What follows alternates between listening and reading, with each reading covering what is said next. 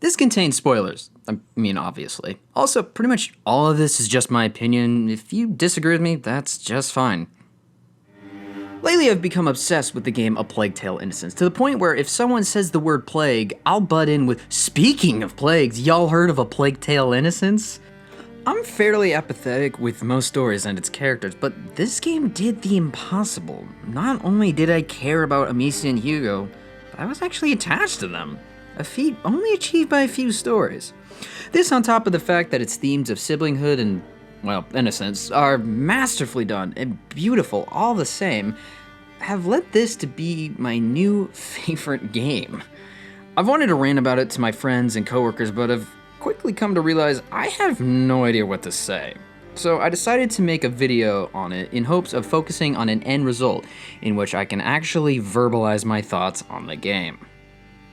At the time of writing this, I've had the game for only about a week and a half, and I've already beaten it twice. In fact, I just finished my second playthrough just hours before beginning to write this.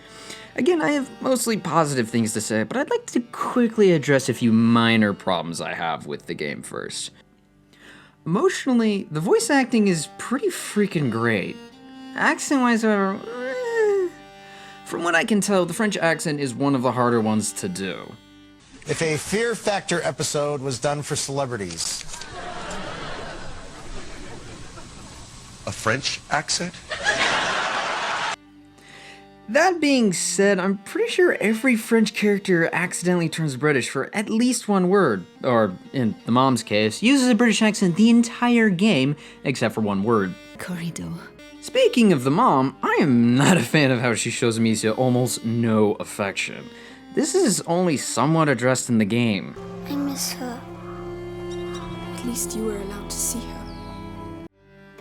She constantly showers Hugo in her love and affection, but never ends up giving Amicia any love in the entire game, save for this one handhold. Not even a freaking thank you. I really hope this is addressed in the sequel. The other problem I have is with the Prima Macula. For most of the game, the world doesn't seem to be much of a fantasy world as much as it's a historical fiction with some iffy alchemy. Until like 13, 14 chapters in, where all of a sudden Hugo's a freaking rat whisperer. Also rat tornadoes, but that happens a little earlier. Since I thought this was a seemingly realistic world, this sort of threw me off. But eventually I followed the childish Gambino's line of thinking. I don't like it, I don't agree with it, but I accept it. Then it goes crazy go nuts in the final boss battle, but that was post-acceptance.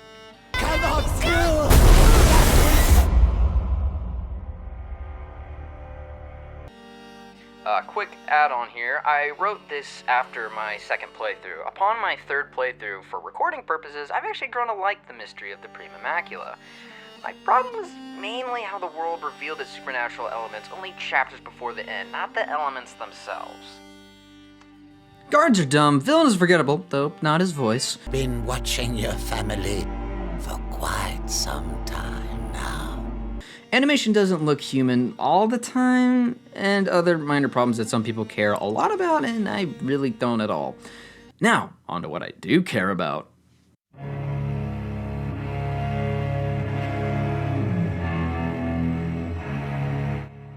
If you know me personally, you may know the only types of games I have any competence in whatsoever are stealth games. This is primarily a stealth game, so I'm already excited. The stealth is nothing too complex, but it does its job of making you feel vulnerable in a similar fashion to how Outlast does, or Splinter Cell on the higher difficulties. Seriously, try going Assault on the higher difficulties in Splinter Cell, it just doesn't work. It has a disturbing factor like Outlast as well, but we'll get to that. Often in games, I quickly forget about every single tool in my inventory, except for the one I'm holding in my hand, and sometimes not even that one.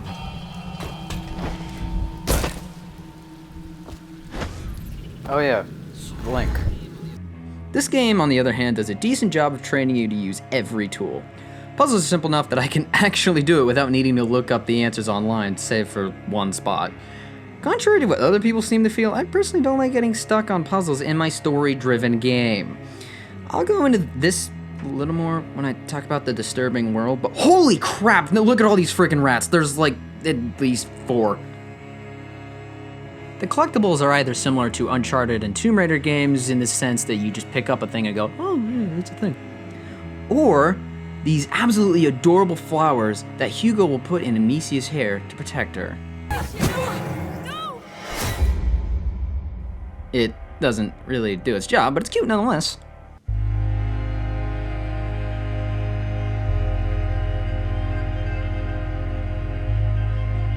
Something I've noticed about myself is that if I'm attached enough to the characters of a story, or the music good enough, I'll get to that. Literally any bullcrap could happen and I'd still enjoy the story.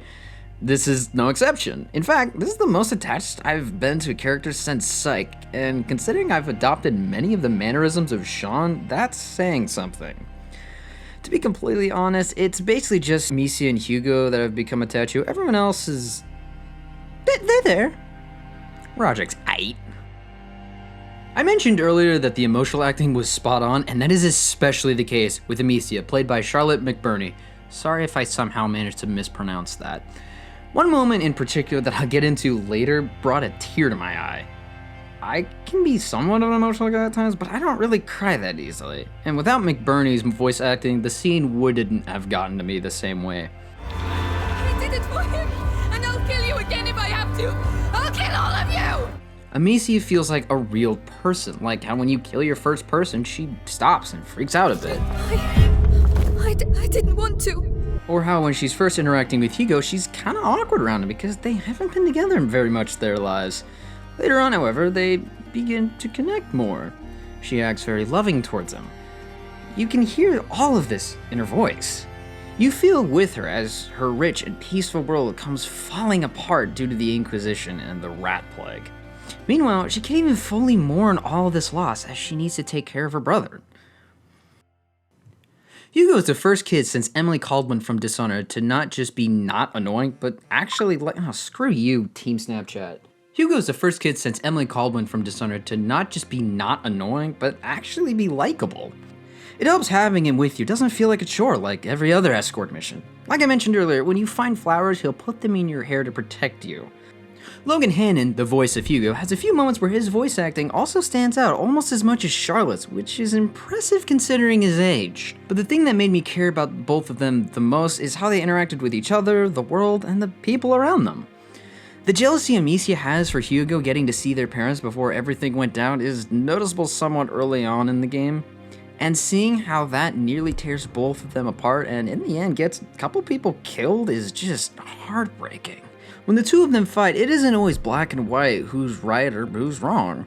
There are several moments where Hugo almost gets both of them killed simply because he's a young boy. Amicia, however, seems so focused on just surviving that she forgets to look out for Hugo's emotional needs.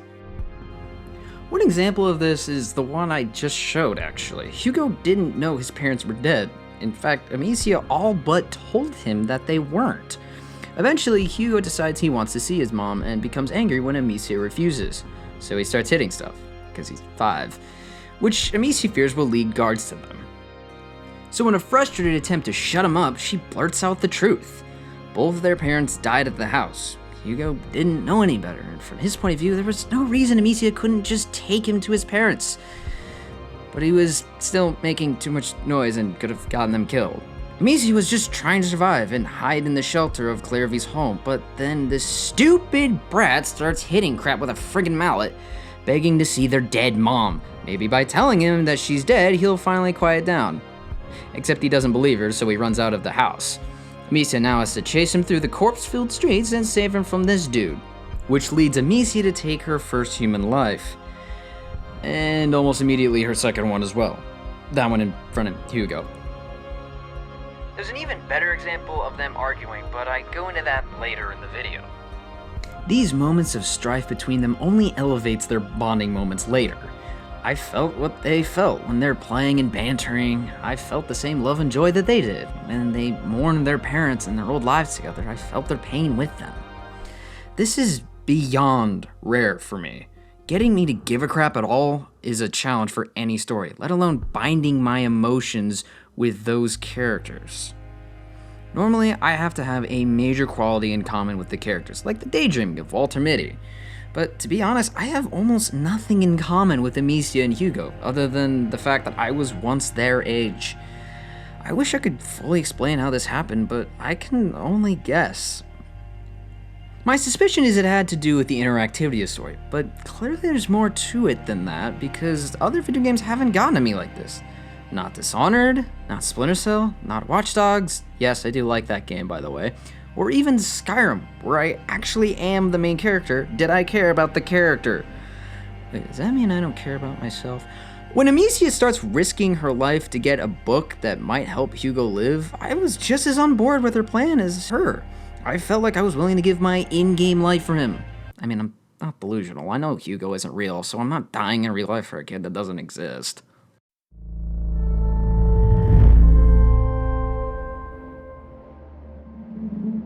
Strings plus organ plus sing equal good.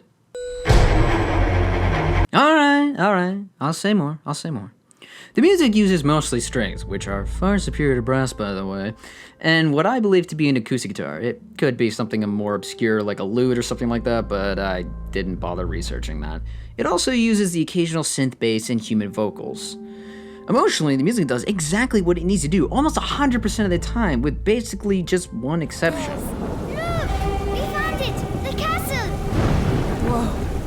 I think this particular moment, just this one, should have been a little less sinister sounding. I mean, this is their rescue they're looking at. Save the sinister stuff for the rats in like 12 seconds. While chasing after your dog, the music is whimsical and happy. While the orphans mourn their parents together, it becomes somber and beautiful at the same time. When the rats show up, the strings just kind of go ah! in a minor key with a synth bass staying nice and low to give it some anxiety. Then, when the rats become under their control, the strings keep doing the ah! sound, but now in a major key, to give this sort of victorious kind of sound to it. I'm always a sucker for a good motif, and there are a few good ones here. The main theme, beautiful.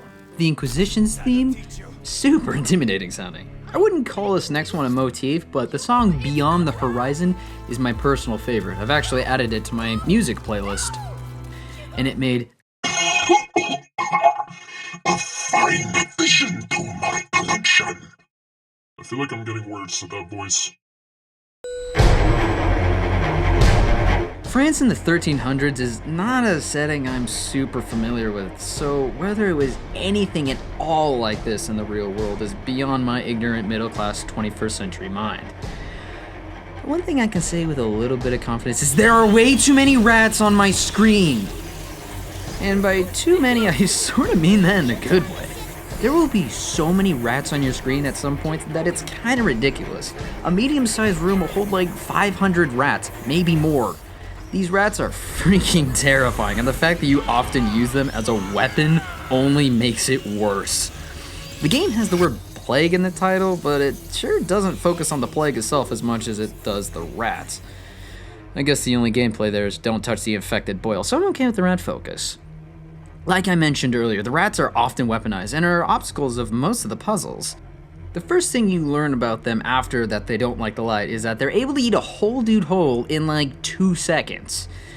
Except for this one guy who they only ate half of, because I guess it's more scarring for a 15 and 5-year-old to see a half-eaten corpse than just a kind of reddish skeleton. The rats aren't the only thing that are disturbing enough to scar the young children. They're forced to walk on top of slain French and English soldiers. Like, a lot of them. Feed a live pig to rats after Hugo got attached to it because, again, he's 5.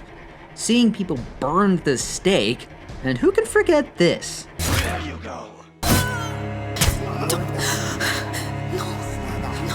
Yeah, they grew up with those people. Amicia goes through a lot more than Hugo, though. From seeing her beloved dog killed before her, to having to use dead bodies as cover from an arrow barrage, watching people die of the plague in front of her, and most importantly, being forced to murder people to protect Hugo and herself.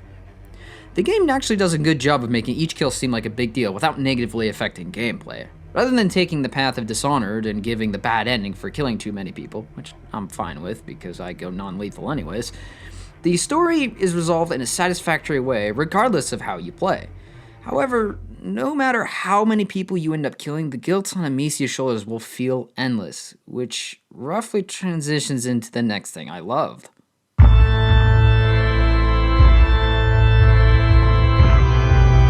Okay, I need to set the record straight. When I say I cried, I wasn't sobbing uncontrollably. It was more like I teared up a little, and I noticed it, and I was like, what the heck is this? However, considering how rarely I cry at stories, it's a statement when I do. This is the scene that illustrates perfectly why I love this game so much. First, some quick backstory. Amicia thought her mom died. She told Hugo that she died. Later, someone tells you she's locked up in an area under the Inquisition's control, so well guarded that any attempt would be suicidal. On top of this, it's revealed that she is tortured regularly. Amicia decides that telling Hugo this can only do harm, so she decides to keep him in the dark, going as far as to lie to keep the story. However, Hugo was eavesdropping while the news was given, so he knows Amicia is lying to him. When Amicia wakes the next morning, Hugo's gone. She runs out into the wilderness, screaming his name, falls, and hits her head. A dream sequence then begins that seems to be her subconscious telling her why Hugo ran. Amicia, a child never runs away without a reason. I did take care of him. Then why did he leave? I don't know. I did everything I could to protect him. Even horrible things. It is easy to spill blood, but to love, to protect. Why didn't you tell me Mommy was alive? It was for your own good, Hugo. That's not true. You didn't want me to know. Don't say that. You're jealous. Jealous. Let go of me. Hugo, no! Eventually, she appears to wake up and find Hugo has been captured by members of the Inquisition. She frees him, and it appears he doesn't know about Mom after all. They start walking back home when the distant voice of their mother starts calling out to Hugo. Any words I could use to describe this scene will fall short, so I'm just gonna show you the scene and then explain why I love it afterwards. Hugo! There, she's in there. Mommy! Stop! It's not her! Ah, no! No! Hugo, I need you! I'm coming. Where are you? It's not Mommy, Hugo! Mommy, I can't see you. No! Shut up! Let go of me! I did it for him, and I'll kill you again if I have to! I'll kill all of you! No, not now! Hugo! What are you doing? No, Nicholas! Don't touch him! No! Where is your Hugo! sister? Run! Get away from me! There is no one there. Come. Let's go.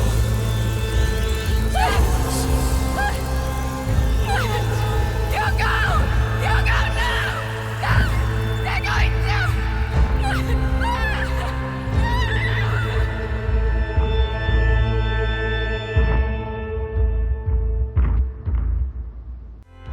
The music swelling with a cathedral-style organ and the singer combine to create this perfect atmosphere of desperation and despair. Then add the synthetic bass and drums to add anxiety, and then Charlotte McBurney's voice acting perfectly selling those same feelings. Then there's the metaphorical dream stuff, like the tunnel made out of all the people she's killed, telling her to stay with them. It's definitely more people than I think I killed, as I avoided it at every opportunity I got. But I think it feels like that to Amicia due to the guilt that came with each kill. The other piece of visual art is the literal ocean of rats Amicia trudges through. Besides maybe being a somewhat literal feeling of being overwhelmed by the amount of rats she's encountered, it feels like a metaphor for the overwhelming odds now against her to save and protect Hugo. The realization that she can't, but clearly not accepting it. Gosh, I sound like a frickin' English teacher.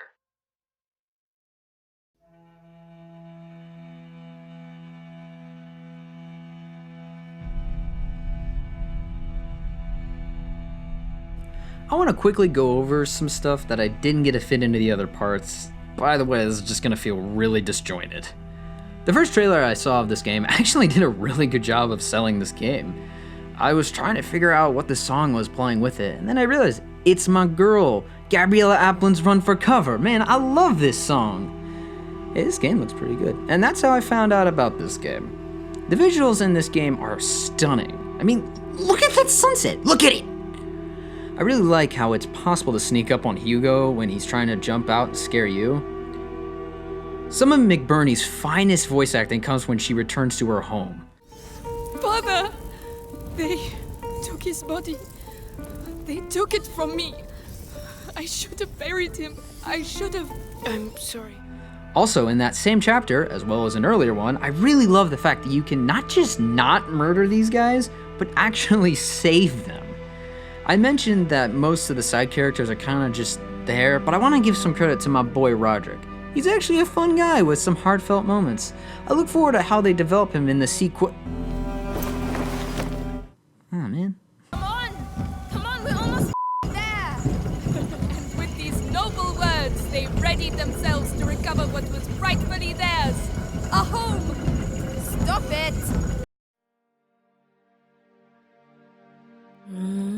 As I mentioned earlier, most stories struggle when it comes to making me give a crap. This one doesn't just make me care, but had powerful influences over my feelings.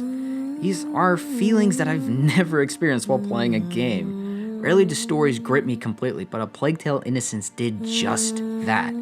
This, coupled with amazing visuals, fantastic voice acting and music, gameplay that fits my playstyle almost perfectly, and actually interesting themes, leads this to being my new favorite game. On one hand, I want another Plague Tale game so I can spend more time with these characters I've grown to love and find out some of the unanswered questions about the Prima Macula. But on the other hand, this is a beautiful, self-sustained story of growing up and survival. I'm not sure I need any more. Whatever Asobo Studios decides, whether to leave the story here or to make a Plague Tale Corruption, I'll be happy with either. Asobo Studios, you now have my support.